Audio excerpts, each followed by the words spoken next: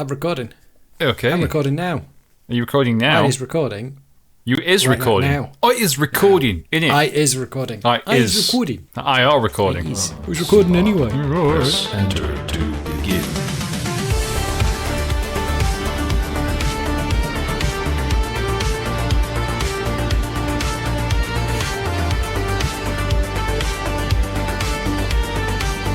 Good evening, ladies and gentlemen. Welcome to CPOD, the Curse of the Enthusiast podcast. I'm your host, Dorian, and El be coming round the mountain. When he comes, El is back again, as always. How you doing, buddy?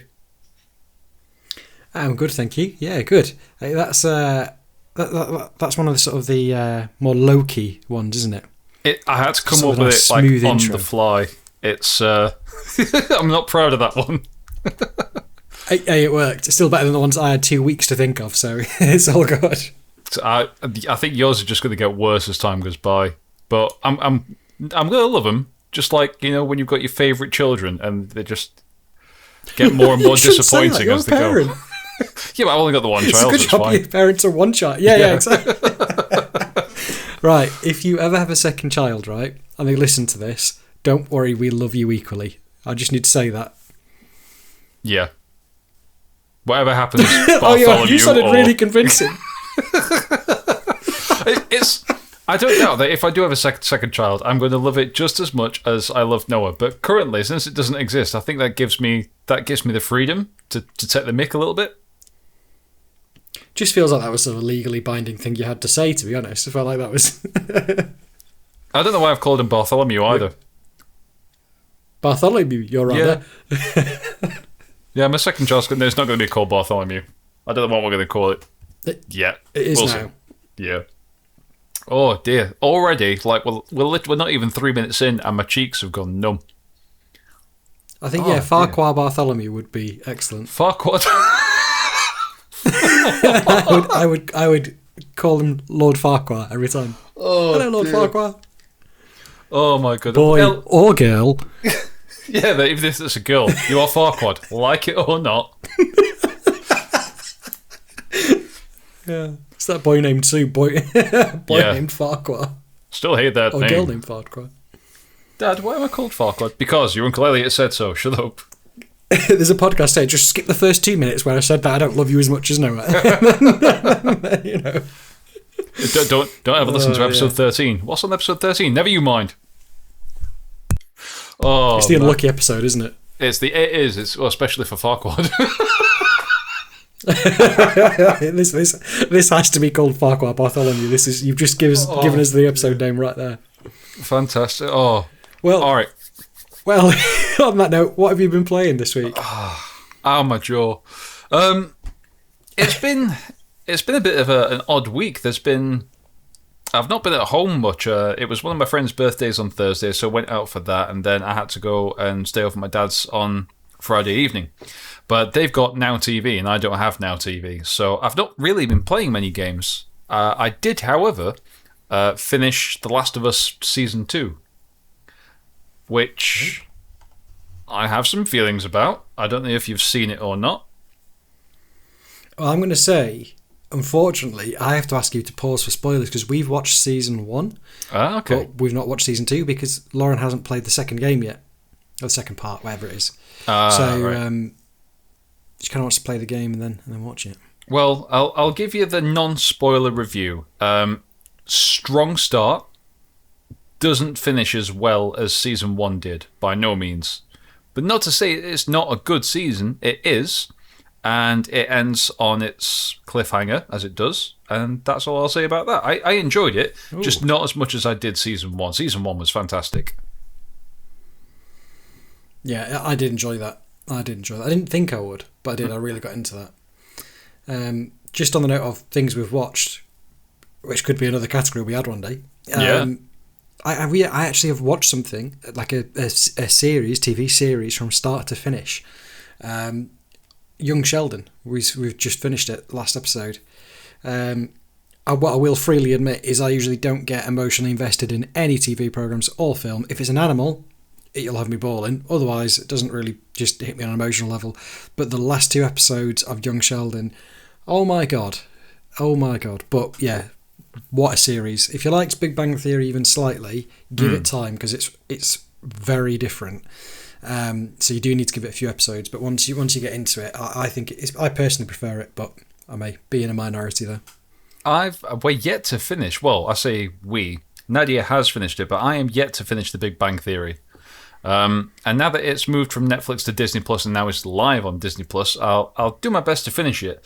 But I do kind of feel like now that Penny and Leonard have got together about halfway and got married like halfway through the entire series, the rest of it just kind of, it doesn't matter too much. There's no kind of follow on apart from Sheldon getting his Nobel Prize, and it just seems to take forever to do it because you know that the series is going to close on that, and I already know that that's how the entire series ends. But I don't know, the rest of it just feels like filler until that point, and a lot of the same. I agree with that. Yeah, a lot of the episodes are very much samey in that, couple has a fight, couple threaten to break up, they get back together, there's a new problem and there's a new comic book out and they're all going to have an argument about that, and it causes another fight, but everyone turns out fine. I'm just like, it's a bit rinse and repeat now, this, isn't it? So what you want is them all to completely fall out. In fact, just nuke the building if you could, just the entire apartment complex, just get rid. Yeah, I'd like to see those characters in like a Fallout situation. The Last of Us. Or that, yeah. Like, just what would they do in a post-apocalyptic situation? You've got these brilliant minds, but none of them are physically capable whatsoever. So yeah, they could build a lab, but when it came to like defending themselves, they're buggered, basically.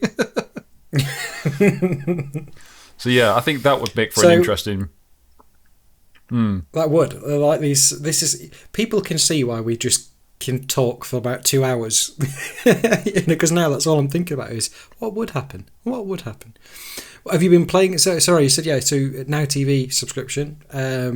So you've been watching some TV. You watched the season 2 of Last of Us. What have you been playing? Have you played anything this week?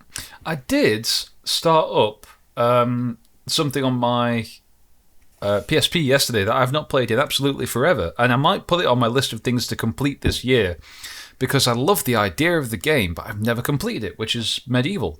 So I've got the first one for the PlayStation, I've got the remake for the PS4, and I've got the first remake, which was Medieval Resurrection, for the PSP.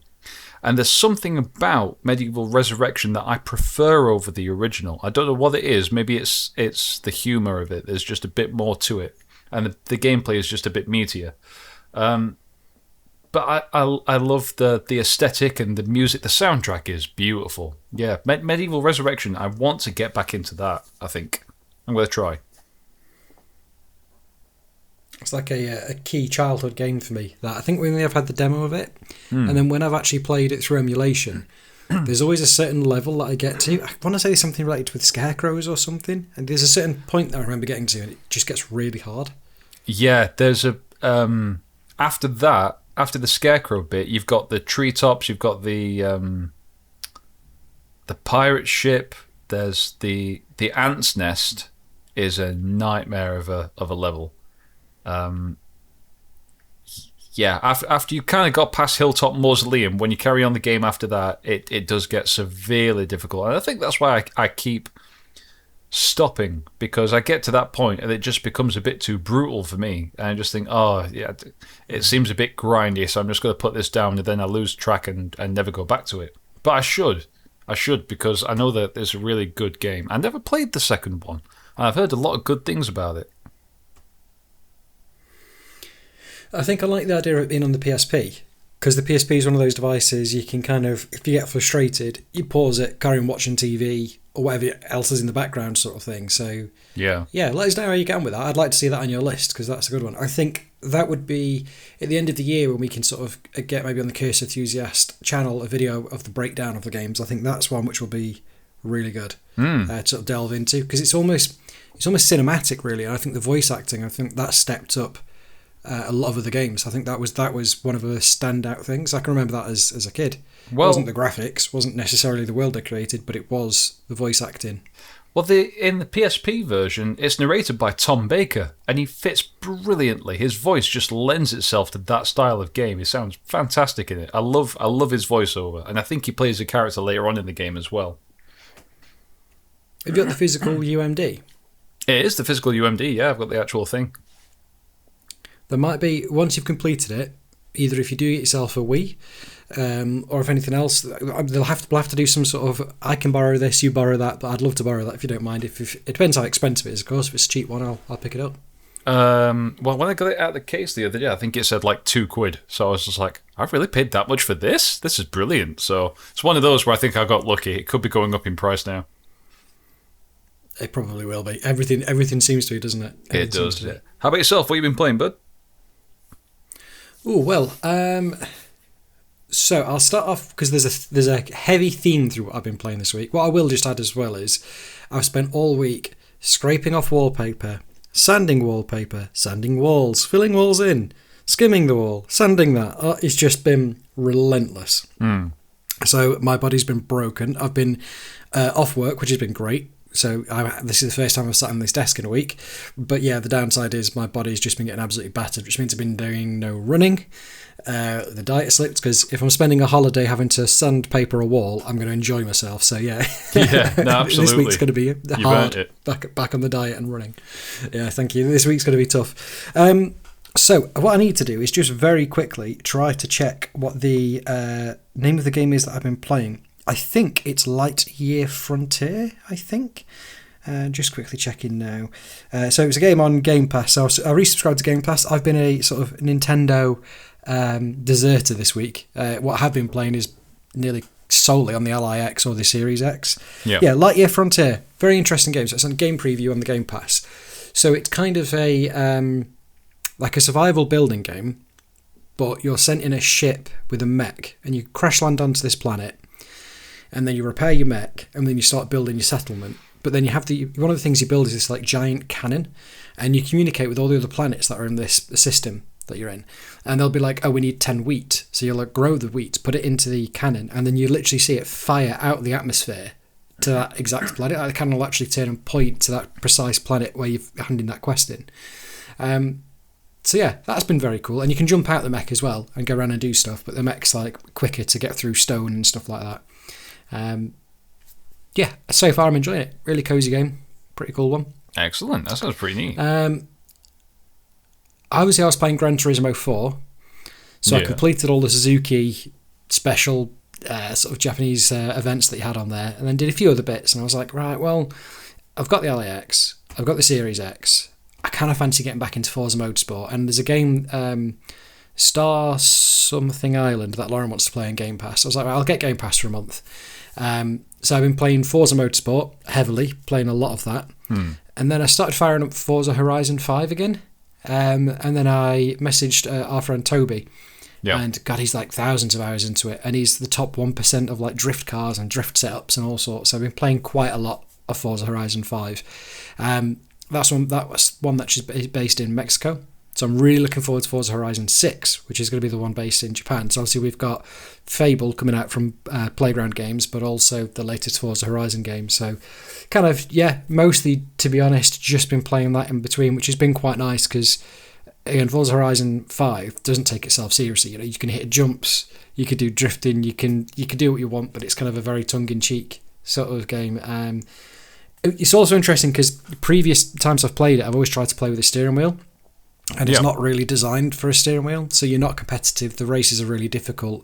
Playing it on controller, I feel like I've unlocked a completely different game. Now I don't have a wheel anymore.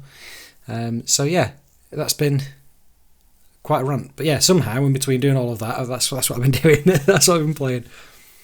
I was going to say, when someone takes time off, it's normally to do nothing, but you sounds like you've just been non-stop. It's been a bit brutal. Yeah, it's been a bit brutal. We've really unique experience where we've got the in-laws who are, honestly, just the talent of the things that they can build and do is insane. So all we've had to do is kind of all the preparation. So we've done that. And then to the side of me, where Lauren's desk usually looks nice and beautiful, retro game things, I'm just staring at packs of laminate, grab adhesive, UPVC, and a big box from IKEA. So yeah, it's, It needs to be done. It's one of those. It needs to be done. It's been a bit grim, and the dust gets everywhere. There's nothing you can do. There's nothing. You try every method to stop the dust getting everywhere, and it still does. Yeah, that's fair. We at some point we need to get back online as well, because we've still got the Halo campaign to finish, and then we've got to go through Halo 2 and 3. Yeah. And we want to take a look at the Unreal thing as well, because there's been news going around on social media that somebody has, I don't know if they've modded or created new servers for, was it Unreal Tournament? Which Unreal was it? Unreal Tournament 2004. That was it, yeah. And with Unreal's blessing, that they've been allowed to make it public. So at some point as well, I would like to try and get that installed and play some, because I've never properly played Unreal Tournament before, and I think I'd like to give it a go. I absolutely love Unreal Tournament, and they made a new free to play one quite a long time ago. Yeah. And then Fortnite came out, and Fortnite started doing really well, and they dropped all the development on Unreal Tournament. And then for us, where it was like one of those games we played growing up, and we understand how much it changed the gaming scene. Yeah, 2004 was great. So my dad had a copy which had a very poor quality printed sleeve in the game. The disc was just like a CDR writable thing, and had the CD key on pen on the front. Oh wow! And I remember passing that round to everyone. So Jack Brightmore, the Parrot family, people at school, basically got everyone to install it, and then we set up Hamachi. We'd all play it on there. So yeah, I'm very, very keen for us to jump back on that. So it looks like it's available on Steam, apparently. Oh, nice. That's pretty sick. It also leads us in to the first topic of the evening of our best online experience. So obviously you'll have more experience online than I do, because my online experience, I didn't really have a computer growing up as a kid, so mine is primarily when I started using Xbox Live and PlayStation Network. But that didn't happen until I was probably about 18, 19 years old, so I never really played online games until I was well into my late teens. Probably healthy, to be honest. Yeah, I spent most of my childhood touching grass. I'm like... But yeah, it's... But I'll tell you what as well, starting out as Xbox Live being your first online experience, man, you went hard. You skipped all of the gateway stuff and you went straight in. It was a brutal zone back then. I remember I think I was in my last year of school, and I was mates with a guy called Matt Peck, who kind of lived on the way to the bus stop that I would get on the bus and go home. And I remember a bunch of us used to go over to his, and his room was just laid out with all of these cool gaming references. Like he had a Spider-Man glove on one thing, and posters of heavy metal stuff and gaming stuff all over the place, skateboarding stuff, Americana, and he had an Xbox. And I remember him just starting it up and just playing. But I saw all these names come up and everything. I was like, dude, what are you doing? He says, oh, I'm playing Xbox Live online. I was like, oh, is that what this is? And just the idea that he was playing with like 15 other people on this online match, and it kind of blew my mind for a second. I was like, he's playing with other people across the world right now. God, that's cool. And I remember being very jealous of it, but I didn't start playing online by myself until, as I say, I got my Xbox 360, and I think I was roughly about 17 or 18 when I did that. So yeah, that was my genuine first online gaming experience, was going to Matt Peck's after school and him just starting up his Xbox. I think he was playing Halo 2 on the original Xbox. Oh, that's a great title. And to get the original Xbox up and running was a nightmare, because you had to do a load of port forwarding. So yeah, fair play to either him or someone else who got that set up, because that was, I think, a nightmare back in the day. But that's such a cool first online experience, though. You know, it's like a story. That's a very cool way of sort of uncovering it. So before we jump onto mine, so what was your best online experience? Well, I've got a few, and I've got some incredible memories, just like of playing hours of different kinds of games with you, and the way that we would make each other howl with laughter just by doing stuff we probably shouldn't have been doing in the game. is brilliant. It's hard to pick just one or two, but based on the memories that I do have, I've got three in mind. So the last one's probably going to be obvious. So I'm going to lead in with my first one, which is Far Cry 2. And the reason I say that is because, yeah, you know what I'm on about. Exactly. So, yes, I do. For our listeners, if you never played Far Cry 2 online, it wasn't just, set maps and capture the flag or team deathmatch. You could build your own map with all of the tools that were available in the game. And for the time, I think that was pretty big news for a game to go, here's everything, make your own thing. Now, yeah, Gary's Mod did it, fair enough, but this was on console. This was Xbox 360, PS3, etc. And the hardware was not limited, but a little bit more limited than what you can do with a PC. Anyway, I digress.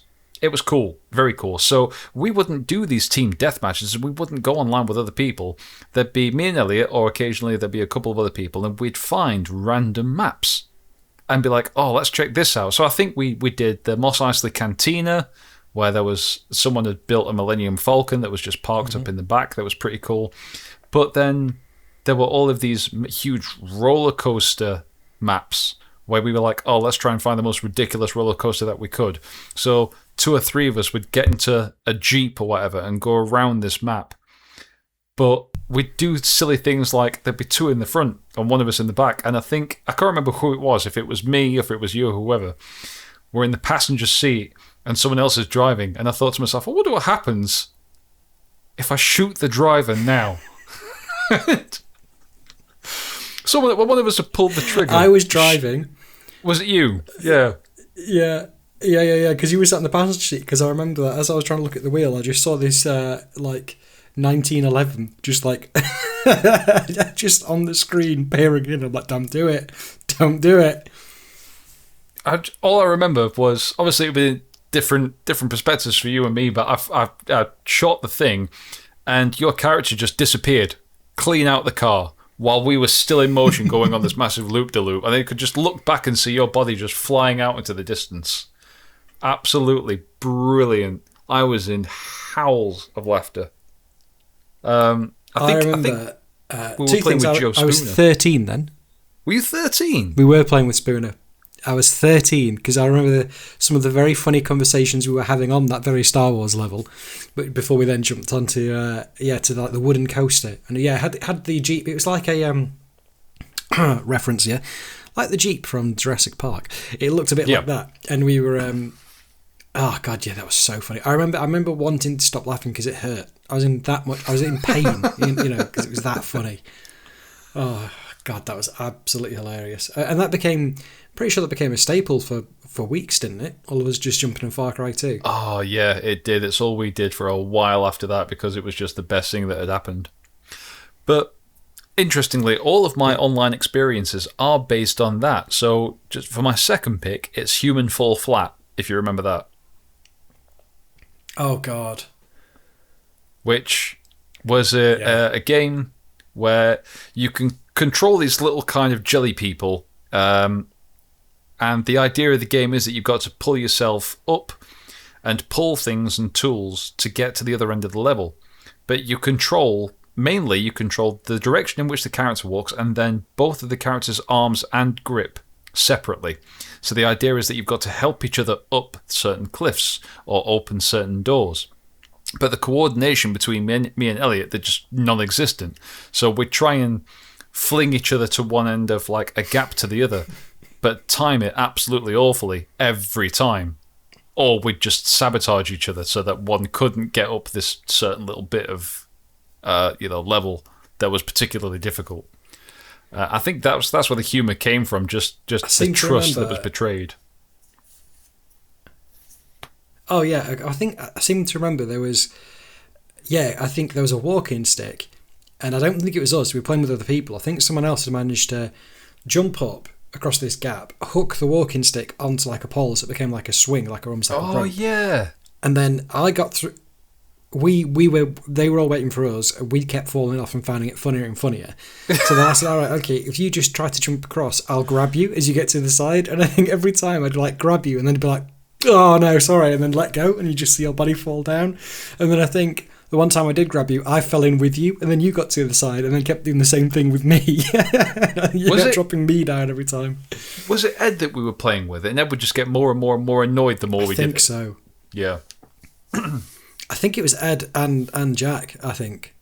And I think, that was it. Because those two, obviously, I'd say they're a bit more hardcore gamers than ourselves. You know, so they're like ready to ace this thing. They've already done it. And me and you are just falling down at the very first hurdle. The thing is, we were laughing our heads off. Yeah. I think somewhere, because we were in the flat, we were in Lauren's flat. And basically, there was no soundproofing. It was a bedsit flat. We couldn't make any noise. It was a bit grim.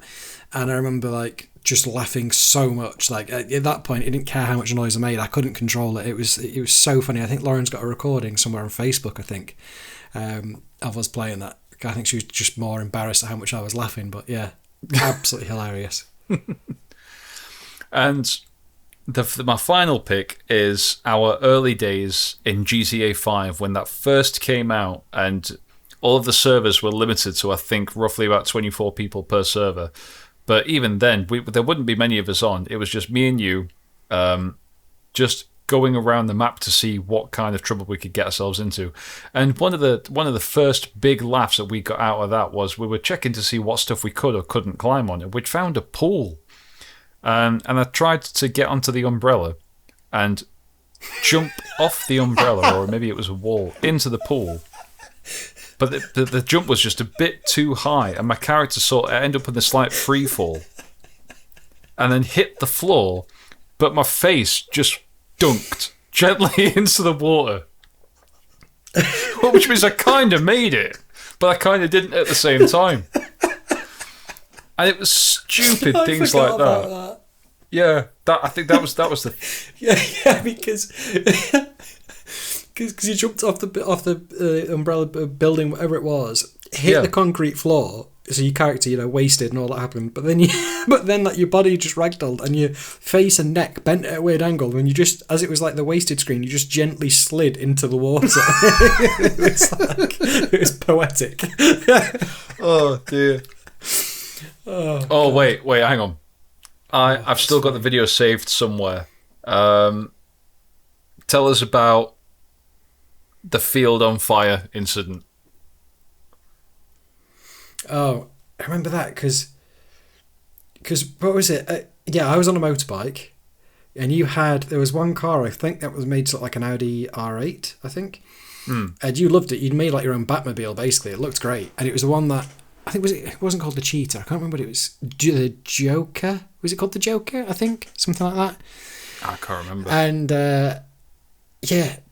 you were really fast in it. It was a car that on the online races it wasn't that fast, but for some reason you and that car just gelled. It was crazy. You never played online. You just done this like massive jump or something, and you came up in your car and you went, "Oh look, the car's on fire," and you got out, and then suddenly realised you went, "Oh wait.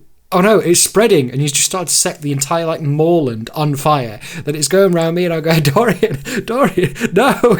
And I just saw you get back in the car. Your car's on fire. You're on fire in the car. There's fire everywhere, and as I'm like flying off a building, I just see your car explode midair. It was great. That was it. I think my car hadn't been set on fire yet. I did somehow set fire to the field. Drove into the fire and going, "Oh well, look at that!" And then didn't realise I'd set my own tyres on fire. At which point I just drove off in sheer panic, screaming, and then to yourself because it's your recording. So I just disappear somewhere off into the distance, still screaming, and then it just comes up. Dishes died shortly after like a distant explosion somewhere. Oh dear. So those are my top three, just purely based on my experiences with you. Yeah. Do you know what? I was going to initially go, I played Guild Wars and Team Fortress 2 or RuneScape, and they were all a bit dreary, but I've just thought some of the best ones that you've not mentioned as well. So I remember Battlefield 4, we played a lot of that. Like me and you were almost hooked on Battlefield 4 for months. And there was one level where I think you took an elevator. Yeah, if you took the lift, elevator, whatever, to the very, very top floor, yeah, you could like run and jump off while in the middle of this huge battle. I can't remember what the game mode was. I don't know if it was Rush or Conquest. I think it was Conquest. Anyway, you'd managed to get the quad bike into the lift and up to the top. And I said, I'll go down to the bottom and record you. And I think we'd had Danger Zone playing on a phone.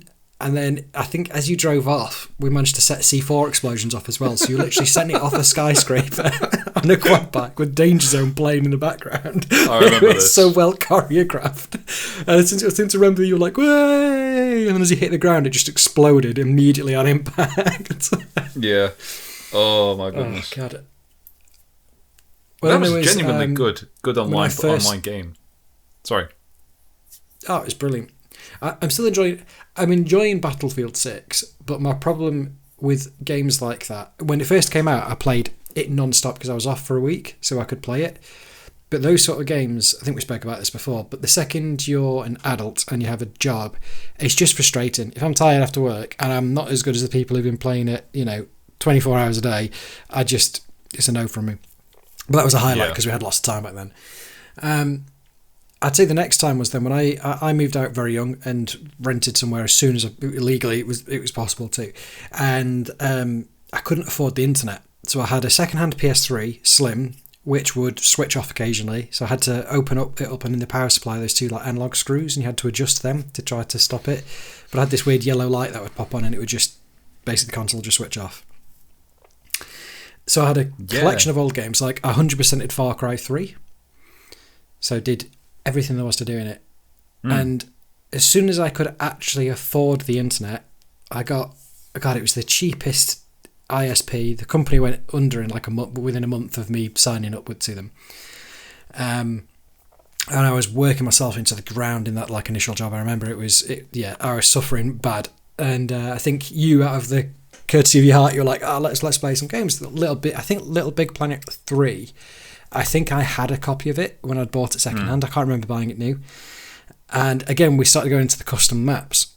And there's this map that looks really intricate, and we're both on there. And in big text, it says, do not grab the motorbike until the countdown is finished, or until it said go or something. Yeah. And instantly, I just hear you, because I had a really weird little Bluetooth hands-free headset thing. Again, first time I had the internet at my own place, and I just remember hearing you going, oh, look at this, what does this do? You just got on the motorbike, and it had like a thruster on the back, and I just remember seeing you just fly to the moon instantly, and then like really comically, as you'd gone off the screen, it just did the for the like go, you'd already just left. I didn't know that bit. That's brilliant, because obviously I'm up in the air somewhere, so I don't know where I am, somewhere in the stratosphere, and then me just disappearing into nothingness. I can imagine the timing of it. It was just, it's gone. And go! Well, there's no one here, so... Yeah. That was literally it. And I was just stood there, like, I knew it was going to happen. I'd read the thing. I'm like, yeah, no, it says, do not grab the motorbike. And you try, what does this do? Did you know... God. It's a sad story. Sorry, just quickly on the point of Little Big Planet. Did you know how their online service got shut down? No, what I'm going to assume is it something to do with PSN when it was hacked? It was some kind of security breach. I don't know whether or not it was the same hack or if it was something else. But basically, due to something going horribly wrong, the Little Big Planet servers got shut down, not by Little Big Planet themselves, but when they got back up and running again, I think the story is that everything had gone. So they just made that decision to just not open them again at all, I think. Which was really, really sad, because obviously there's loads of really creative developers that put tons and tons of time into those maps. I remember my little sisters absolutely loving it. Because they were very young when Little Big Planet came out. This is why we can't have nice things. This is it. Yeah, exactly. Sorry, man, what were your other picks?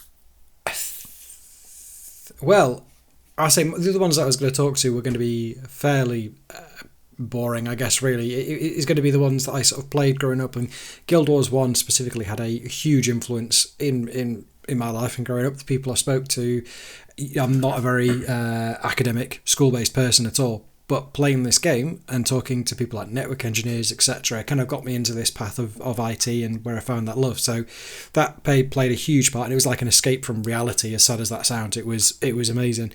So yeah, that and meeting the great people, yeah, that is in there. That same kind of thing applies to a few other games like that I played. But as we've spoken about, there's also a lot of solace in playing an offline game. But I'm trying to think, something that we've played so many games over the years and had so much laughter and fun. I'm just trying to work out what else I could talk about. And I'm going to kick myself straight after this, but what about that? What I will say is I know that on GTA we played so many hours of it. I tell you what, I do remember, this is a sad one, I remember your girlfriend at the time, you'd gone away on holiday, and I remember just having a week off work and I was playing GTA Online, and it just felt like the most lonely experience. I was just driving around like, Dorian to be here with me now. And then what I remember is as I was driving around, it was raining, and then the radio just heard the da da da da da da da da da. If you leave me now, I was like,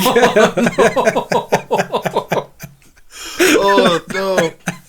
That's the saddest thing. I think it was that time. I was like, I'm going to go out on the mountain bike or something. Yeah. Switching the PS4 off, like, yeah. That is the console telling you to just, close me down. Yeah, it felt too real. It felt too real. I had to go and touch some grass. Yeah, that's it. But on that note, then, of us playing things together. Yeah. So our second topic would be some of your favourite free-to-play games. Now, I know when we were talking about this backstage, and I hear you saying, like, oh, no, I'm not sure. And you probably have got a few things since then. But one thing I'm going to say, so I'm still very much obsessed with cars. I've tried to fight it for a long time to subdue it because it's a very, very expensive hobby. And I'm just sort of now creeping back into it. And I feel like I'm finding sort of a childhood hobby again. I feel like it's a really exciting thing for me. Yeah. And I've pulled you into a lot of racing stuff and a lot of car stuff, and bless you, whether you're interested or not, a lot of the times I think you are, but sometimes you've always humoured me. But when it comes to like most racing games, where jury's out on Wipeout, I've nerded them so much. I usually got more like performance bits in a car or whatever, etc. Yep. Now, something about Dorian, and I don't know why this is, I'm guessing this means, in a previous life he was a fighter pilot. He is the best pilot at any damn game I've ever played, and it is so frustrating.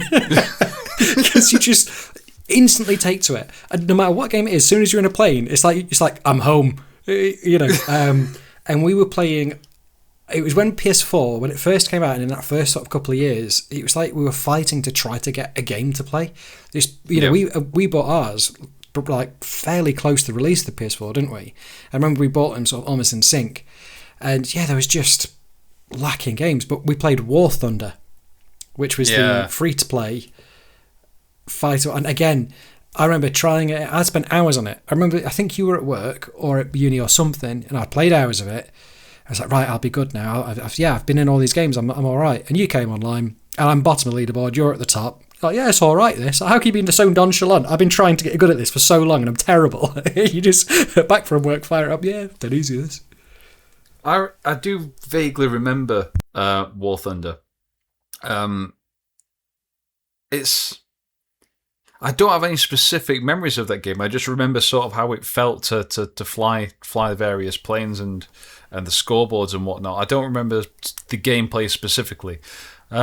I don't know what it is about flying things.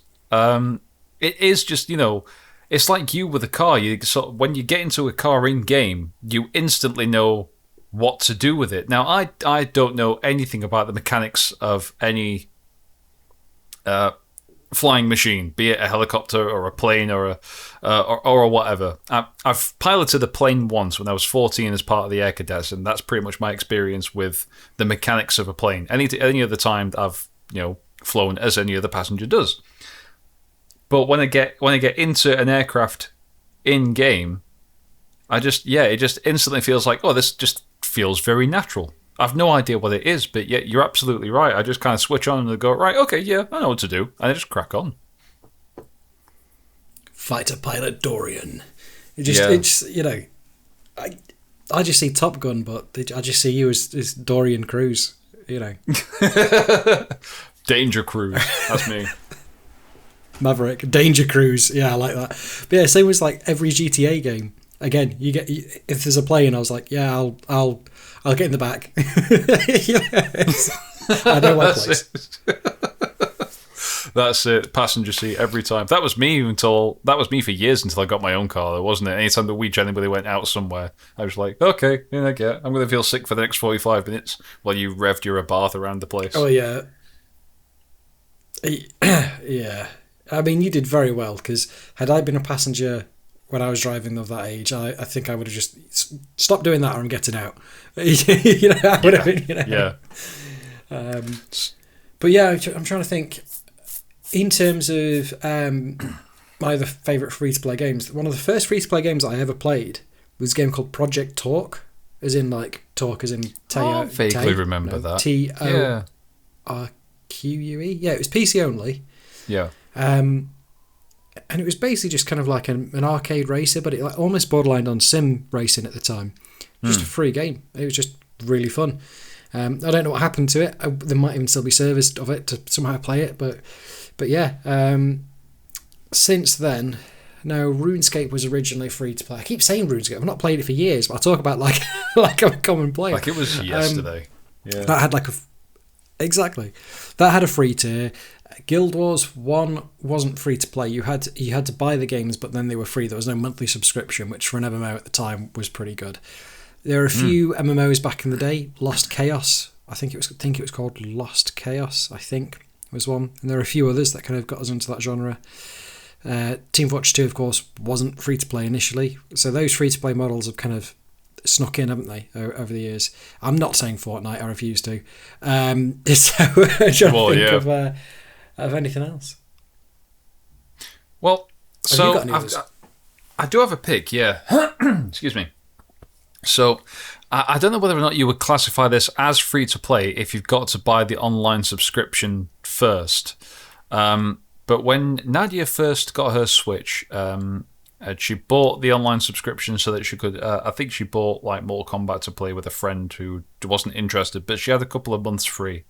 And so we went through what else you could download, and there was the not the Mega Drive collection, that wasn't out yet. The Nintendo collection. But there was also a couple of, they call it free to play. That's what I mean to say. You have to pay for the online subscription to play this game that you can download for free. But it was Tetris 99. And I like Tetris. Good fun. I like lots of puzzle games like that, like Dr. Mario, etc. But to be able to play online competitively with like 98 other people at once, I was hooked on Tetris 99. To the point where it was dangerous because I would lose an hour's sleep because I'm too busy going, how high can I get on the leaderboard this time round? Loved Tetris 99. There was another one that came to mind as well. I never knew this. Yeah, play Tetris 99. It's great. It's so much fun. There's now Pac-Man 99 as well, but I don't quite know how that one works. So they actually delisted Tetris. Oh, that sucks. So yeah, they were kind of like games that they did at the time. Included with your membership, so they kind of mix it up. I can't remember which one. I think it's F-Zero 99 at the minute, which you can play. But yeah, so I'm pretty sure they delisted the Tetris one. I did play it, but I was terrible at it. What I didn't know is how good and how invested you were in it. Well, good is a bit of a stretch. I think maybe once or twice I ended up in the top 10. I think the closest I ever got was 8th. I was regularly something like in the 20s or 30s. And on a bad day, I'd be like somewhere like 70 or 80. But yeah, I loved Tetris 99. If I could find a free version of that somewhere online, I would play it to death. Which is probably best that I don't, to be quite honest. Otherwise, I'm going to end neglecting my own family at that point. Well, what I'll do is when I do the video of the build for the Game Boy Color, which should be arriving by next Friday, I believe. One of the first games I'll fire up will be Dr. Mario, and we'll see how I can do.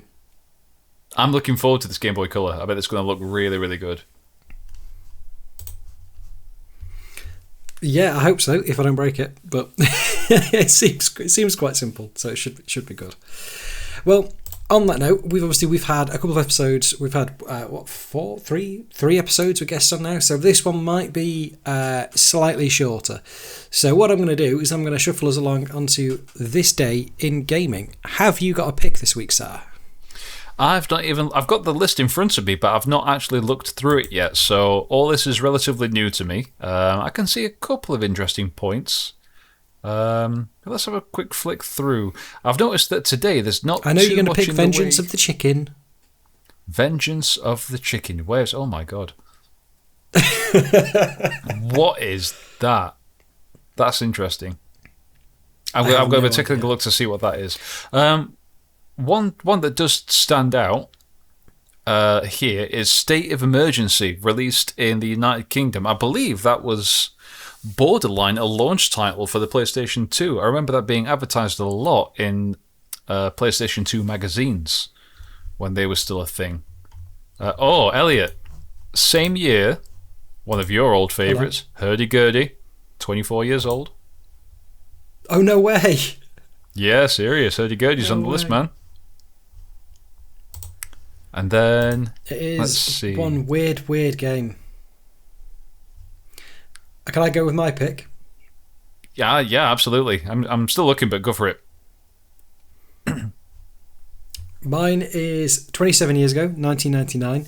Electronic Arts signs a multi-year Formula One license.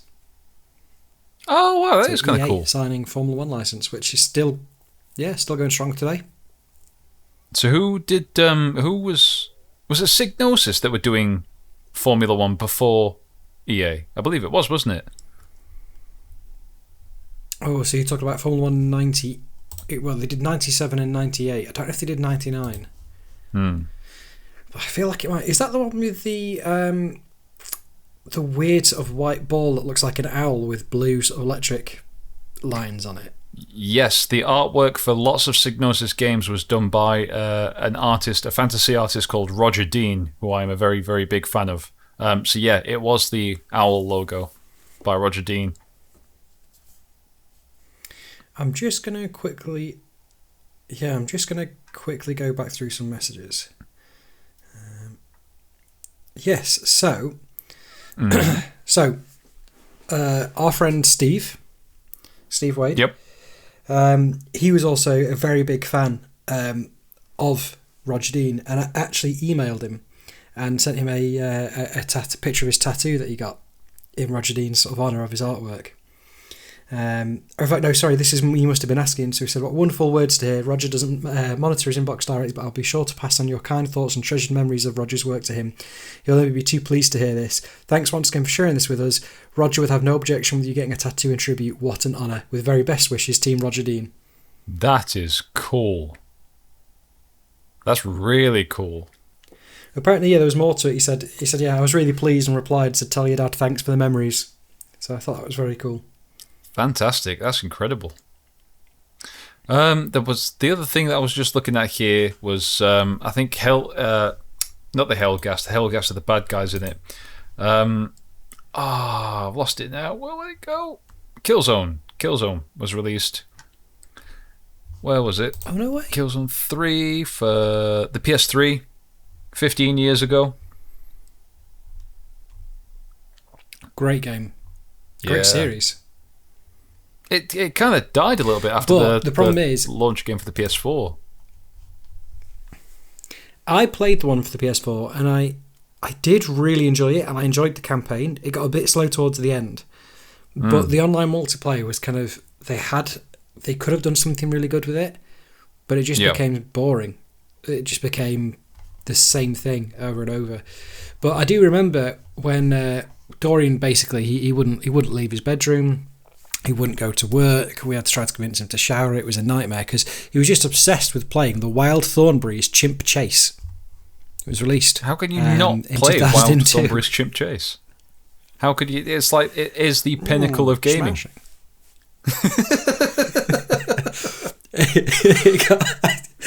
was for the Game Boy Advance as well. 29%. You know what? Yeah. I'm going to try and find a copy of that. I would be interested to see what that looks like. Not that I'm like a massive Wild Thornberrys fan. I was never huge on that, but yeah, I'm in a bit of a mood at the moment to try and find these weird Game Boy Advance games just to see what they were about, because there were some awful games for the Game Boy Advance. Well, April, there is the Nottingham Gaming Market. We're going to that one. If you don't come, let us know what games you want, but we'd like to see you there if you can. Well, yeah, I'm going to see whether or not I can get childcare, because again, it's one of those. It's too busy an environment to take my 3-year-old. But if I can get there and have a good peruse around, then absolutely, I will do my best. Farquhar will look after them. Yeah, Farquhar will be alright. We'll wrap things up here. Thank you all very much for listening this week. If you've enjoyed it, make sure you subscribe, download our episodes, download our backlog, because there's quite the backlog now, and feel free to drop your comments in on your platform of choice. Remember that we are on Spotify, Apple, and YouTube. Cheers again for listening. We'll catch you in next week's episode. Bye, folks. See you next week.